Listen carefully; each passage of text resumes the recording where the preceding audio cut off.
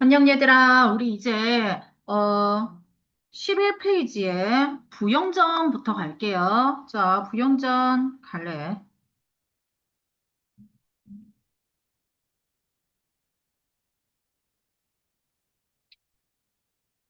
고전 소설이죠.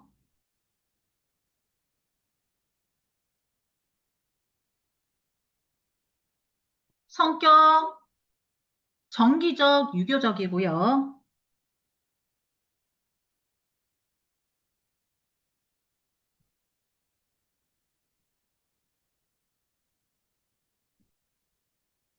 됐나요? 자, 그다음에 주제 자기희생을 통한 효의 실천.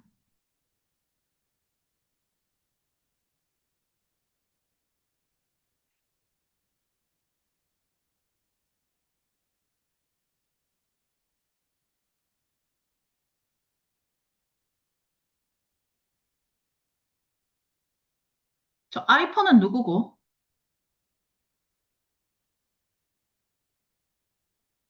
초월적 존재의 도움을 통한 고난.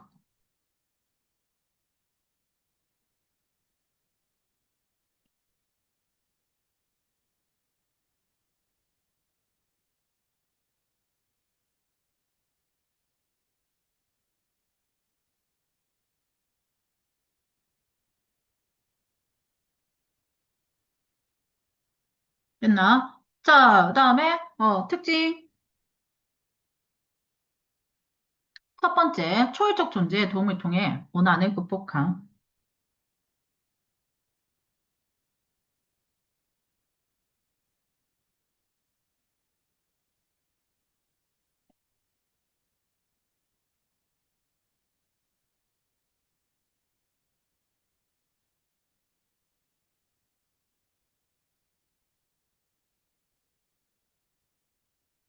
두 번째, 주인공을 위기에 빠뜨린 악인이 처벌받음.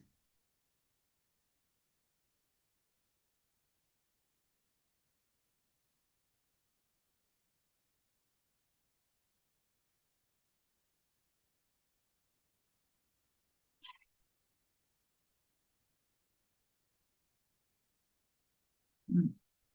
주인공을 위기에 빠뜨린 악인이 처벌받는다는 맥락에서 얘들아, 이거 약간 그 인간보식, 맥락이 있을 수 있다고 생각을 해주시면 되고요. 자, 그다음에 전체 줄거리를 제가 단톡으로 보낼 테니까 한번 봐주시면 좋겠습니다.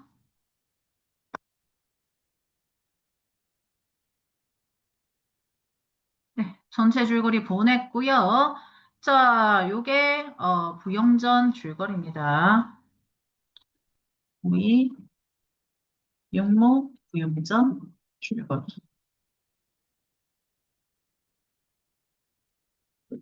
자, 이 부영전에서 키워드는 뭐냐면 얘들아, 이게 고전 소설이잖아. 자기 희생입니다. 키워드는 자기 희생으로 자기 희생으로 끝나요? 아니요. 자기 희생으로 무엇을 실현하려고 했나? 자기 희생으로 유교적 핵심 덕목, 교를 실천한 주인공이 이제 키워드고요. 이 주인공은 초월적 존재의 도움을 받아서 위기를 극복하고 행복한 결말에 이르는 전형적인 고전 소설이자 전형적인 효행설화의 구조를 보여주는 작품으로 볼 수 있어요. 그리고 작품은 단순하게 효성의 극치를 보여주는 것만이 아니라 악인의 질투로 인한 고난, 그리고 이를 함께 감내하려는 혈육의 정, 이런 게 같이 존재하고 있다고 생각을 해서, 자, 굉장히 입체적으로 결합시켜서 서사적 긴장감을 높이고 있습니다. 쉽게 말해서, 흥미를 불러일으킨다는 거죠. 어,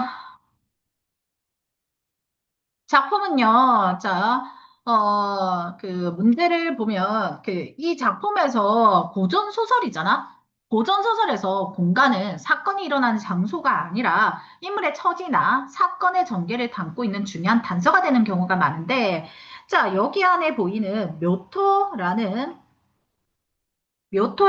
이런 공간은 사건이 일어나는 장소일 뿐 아니라 자, 추가로 인물의 처지나 사건 전개를 담고 있는 중요한 단서가 되기도 하는 공간이거든요.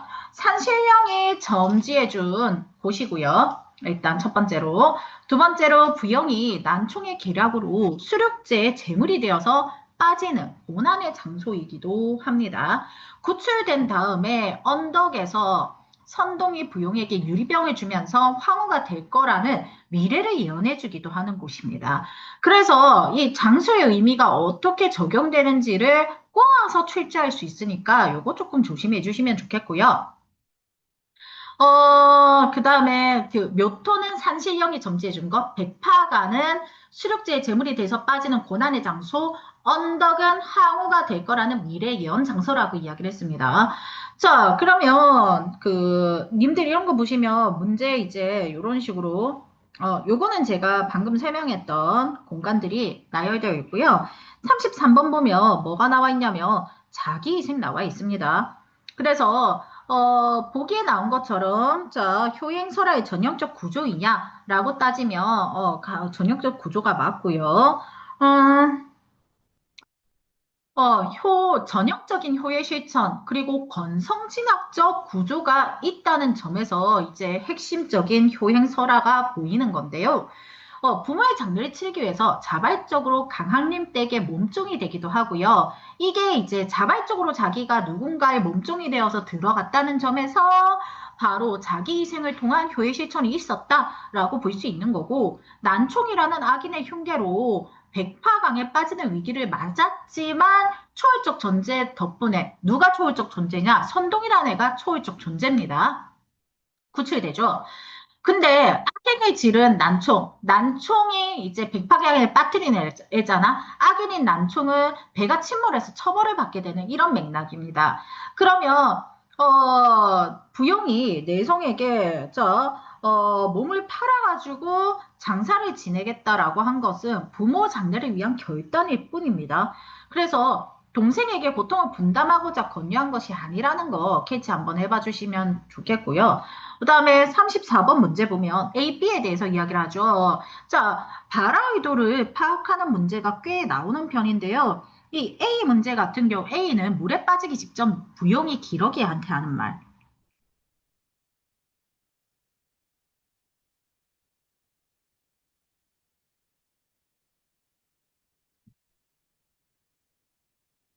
누가 누구한테 하는 말인지도 체크. 기러기요, 선생님? 어떻게 기러기한테 사람이 말할 수 있어요? 아니, 고전소설이잖아. 비현실적 맥락 있다 그랬잖아. 그래서 솔직히 뭐 기러기가 알아들을 거라고 생각하고 이야기를 하겠니? 그게 아니라 그냥 자기 신세 한탄. 이렇게 하는 거고요. 기러기한테 뭘 부탁해? 기러가, 기러가, 내 동생한테 찾아가서 내가 죽는다고 전해줘. 이렇게 이야기하고 있는 거잖아. 자, 그래서 내가 원하는 바를 간절히 부탁하는 내용으로 볼 수 있고, 이건 본문 보면서 한 번 더 이야기를 해줄게요. B 같은 경우는 선동이 손병지를 향해서 하는 말.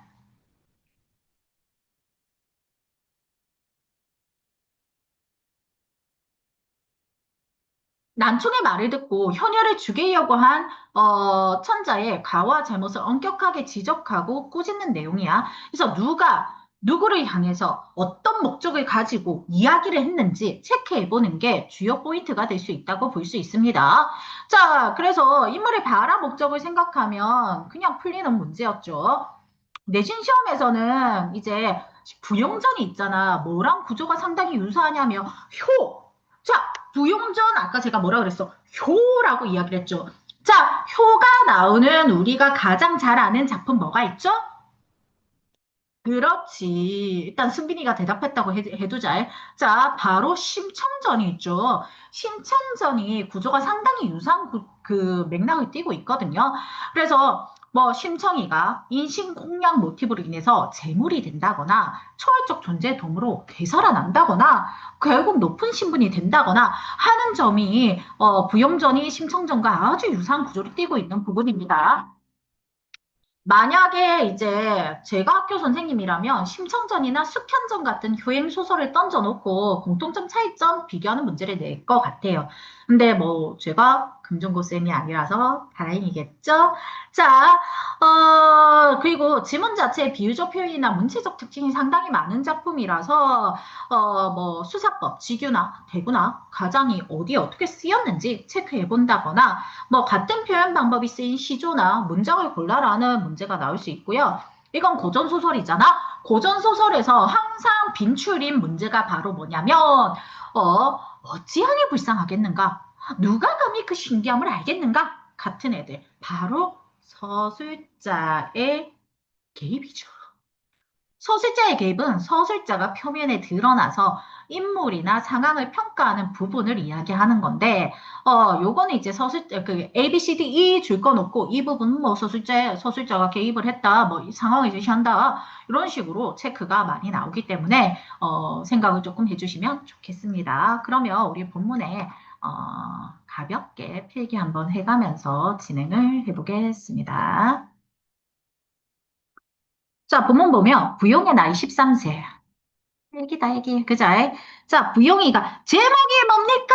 제목이 부영전 아닙니까? 제목이 부영전이니까, 이 부영이가 뭡니까? 그렇죠? 주인공이 되겠죠?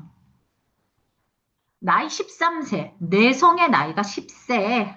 욕 아니고. 자, 내성이가 누구야? 주인공 남동생, 부영 남동생입니다. 자, 인물 관계 잘 체크해 주세요.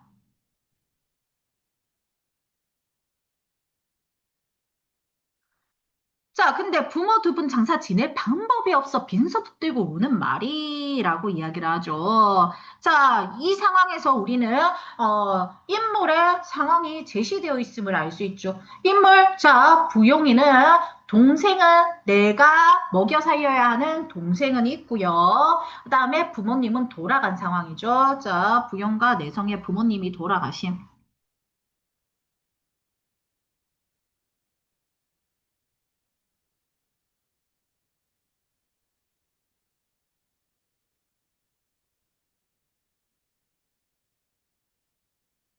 방산 옛무덤과 길가의 강씨도 다 무덤이 있는데 우리 부모는 안장할 사람 없으니 우리 남매 살아서 뭐 하겠노? 슬프게 통곡하더라는 거죠. 울다가 기운이 빠져 잠이 드니까 그 밑에 뭐라고 나와 있어?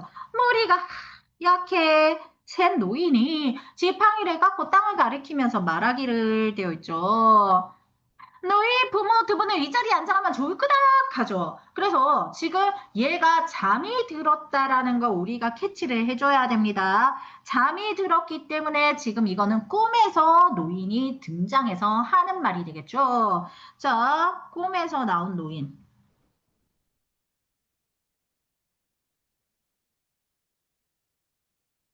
부모님의 몇 터를 알려주고 있습니다.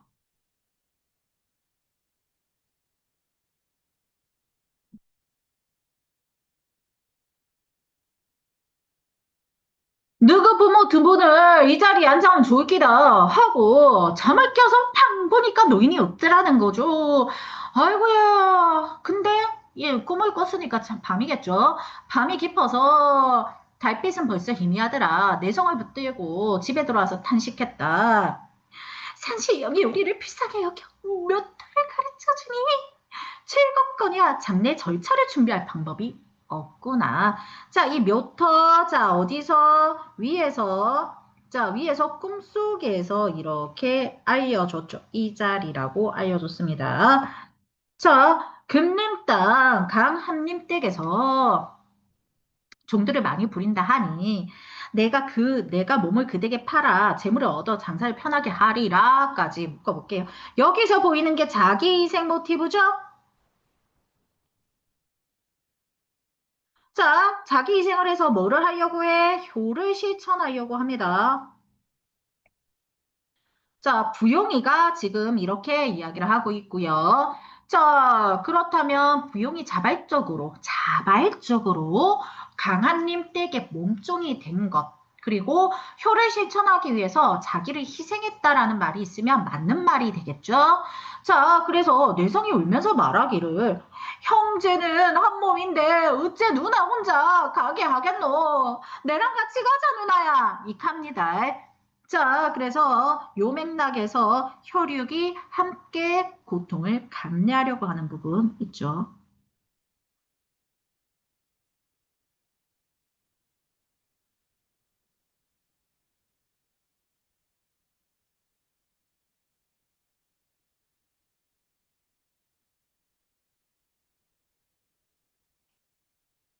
이 혈육이 바로 누구다? 내성이었다. 사람 이름 잘 체크하셔야 됩니다. 됐나요?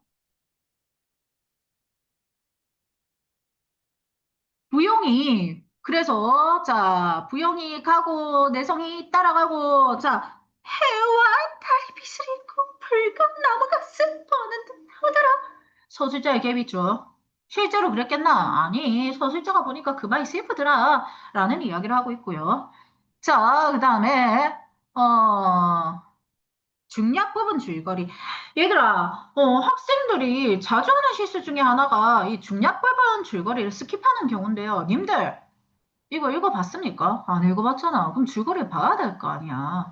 그치? 그러면 줄거리 부분에 뭐가 있냐? 몸종이 됐어. 장례 치르고 강한님 부부가 부용을 이뻐하니까 그들의 딸 난총이 질투했다. 자, 난총 좋은 사람이 나쁜 사람이야. 질투하니까 나쁜 사람이지. 이렇게 난총의 성향이 보이는 부분이 분명히 등장을 합니다. 자, 이 난총 부용을 해치려는 악인입니다.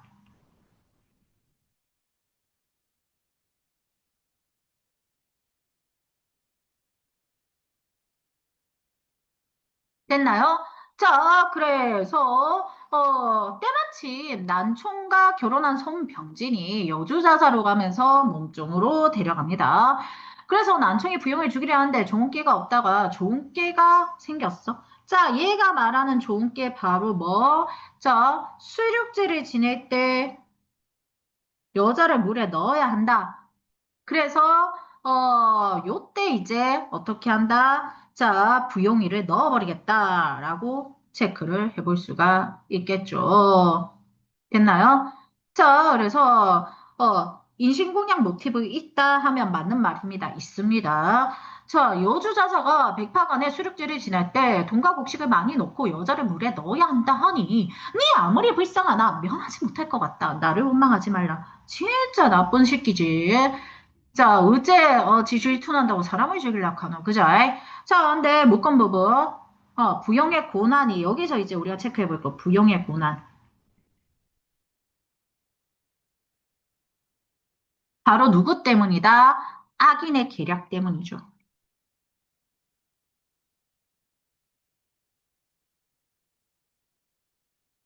악인이 누구라 했어? 난총이라고 했죠. 난총이 악인이라 했죠. 그래서 난총이 수륙제를 빌미로 삼아 부용을 죽이려고 하는 것을 봤을 때, 주인공의 고난은 악인의 계략 때문이라는 게 맞겠죠. 자, 부용이 이 말을 듣고 간담이 서늘해서 정신없이 울며, 흘림도 택을 생각하면 죽어도 서럽지 아니하대. 무슨 말이야? 할림이 누구야? 난총의 아빠야. 그러니까 지금 부용은 강한님의 은혜를 고마워합니다.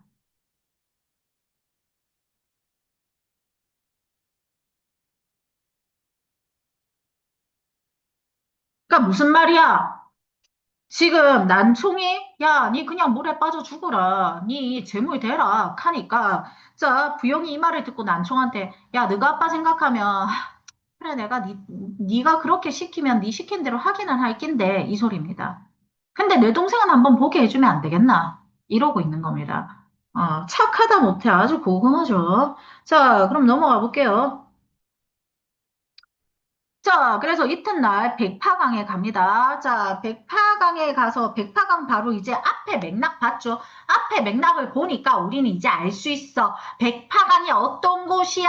아, 이제 주인공 부용이가 물을 던져서 이제 자신을 희생할 공간이 되는 거다라는 거 캐치해 볼 수가 있겠지. 자, 그래서 백파강에 갔어. 백파강이 넓고 원숭이 울고 백구는 편편히 왕래. 야, 너가 아직도 모르는 사람 어째? 백구가 뭐라 카대? 그렇지, 갈매기입니다. 제발 고전 보면서 백구를 뭐 강아지로 그거 한다거나 하지 마라. 자, 그러고 온데만데 보고 자, 네 번 절하고 난 다음에 비는 말이 자. 자, 이거 누가 하는 말이야? 백사공들이 비는 거지. 수신님은 청리 장관 깊은 물에 풍랑 없애주고 이익 많이 내게 해주세요. 자, 밤은 깊고 달은 기울어지고 나뭇같이 슬피 우이고 부영 정신없이 앉았다가 배 앞부분 부여잡고 슬피 통곡하며 우는 말이 이 파트 하늘에 울고 가는 저 기러기야. 기러기한테 말 시키는 거 보이죠? 저 금는 땅에 가거든 내 손 찾아서 보용이 백파강 수륙제 물에 빠져 죽었다는 말을 좀 전해다오. 라고 하면서 배 안에 있는 모든 사람들아 나 좀 살려줘. 라고 이야기를 하고 있죠. 자, 자신이 원하는 바를 부탁하고 있습니다.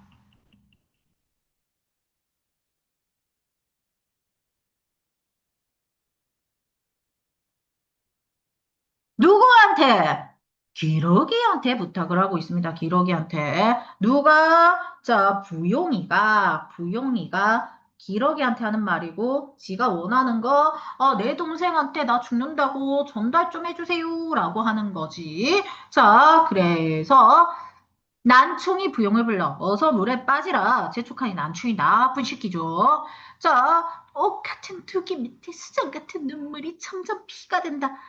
자, 피눈물을 흘리는 겁니다, 지금. 자, 그러면서 어떻게 되나 했더니 부모와 동생 부르짖으면서 동곡하다가 섬서 목서 조골이 뒤집어 쓰고 만경천파 깊은 물에 풍덩하고 뛰어드니 어찌하게 불쌍하겠는가? 자, 누구에 대해서 이야기를 하고 있어? 자, 남편이 불쌍하다고 누가 작품 밖에 있던 서술자가 작품 안으로 들어와서 이야기를 하고 있지. 자, 이런 거 우리 서술자의 개입이고, 서술자의 개입 중에서 인물에 대해 논평이 들어가 있기 때문에 편집자적 논평이라고 보시면 됩니다.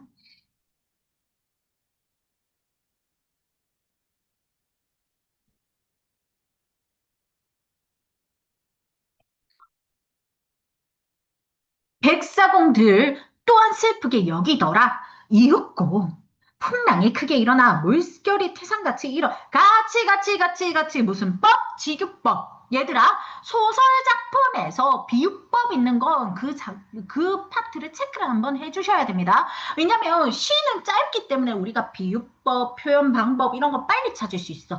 하지만 소설은 아니야. 소설은 길기 때문에 우리가 빨리빨리 찾아내지는 못하거든.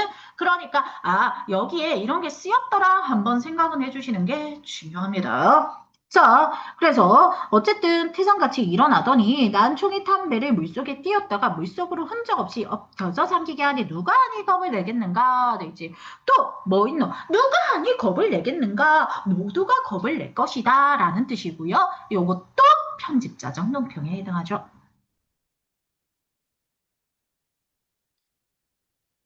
이때 난데없는 하나 작은 배가 강에 천천히 떠오르면서 자 부영을 거쳐서 싣고 꽃같이 잘생긴 선동이 일단 잘생겨야 되죠. 선동 신선의 아이라는 뜻이고 신선의 심부름을 하는 아이들을 선동이라고 불렀다라고 생각해 주시면 되고요. 자 선동은 초월적 존재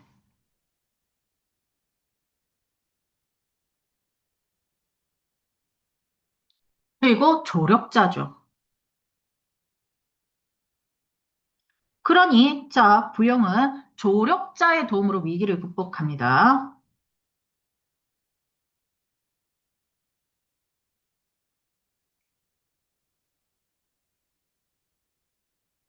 됐나요?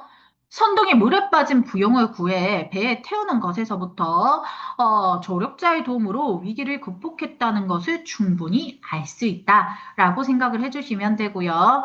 자, 배 앞에 깃발을 달고 망고 효녀 부용의 배 황금으로 만든 큰 글자 뚜렷이 새겼는데 누가 감히 그 신기함을 알겠는가? 자, 그러면서 뭐라고 해? 선동이 배를 젓지 아니하여도 빠르기가 하살 같더라. 야, 이거 현실적으로 가능하나? 배를 안 줬는데 어떻게 빠르게 하살 갔노? 이때 뭐 엔진 있는 것도 알고, 그자? 자, 그러니까 이 부분에서 우리가 체크해 볼 수 있는 건 비현실적이다. 뭐의 특징이다? 고전 소설의 특징인 전기성이 드러난다. 라고 하면 맞는 말이 되겠죠? 그러면서 선동이 손병진을 꾸짖습니다. 자, 누가 누구에게 하는 말이다, 지금? 선동이 손병진에게 하는 말입니다. 그리고 꾸짖죠. 네가 국가의 녹봉을 받는 신하로서 간사한 계집의 말을 듣고 망구에 다시 없을 효녀를 죽이려고 하니 옥황상제가 미리 아시고 사해용왕에게 분부하셨다. 자, 그 뒤에 난총한 마음 씀씀이가 나쁘고 흉계가 측량할 수 없어 남을 몰래 해치고자 하는 마음이 있으니 배를 침몰시켜 죽이고까지 묶어서 자, 요 부분에서 우리가 체크해 볼 수 있는 거, 그렇지. 그 인과응보 있죠. 인과응보. 자, 권성징악, 인과응보. 자, 부용을 위기에 빠뜨린 악인.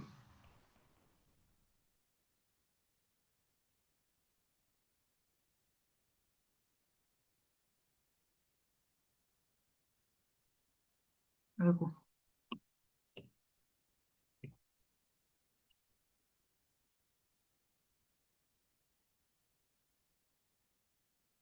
처벌받죠. 난총 처벌.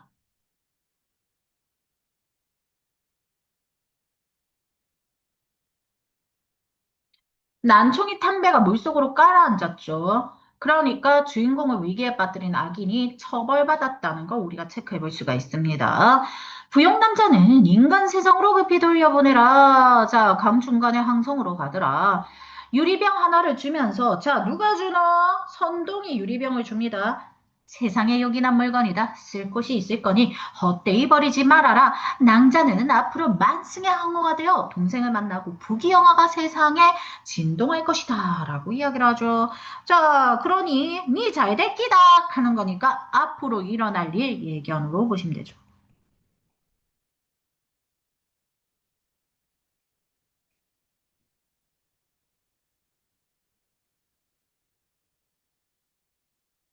자, 이렇게 해서 우리 부영전 한번 끝내고요.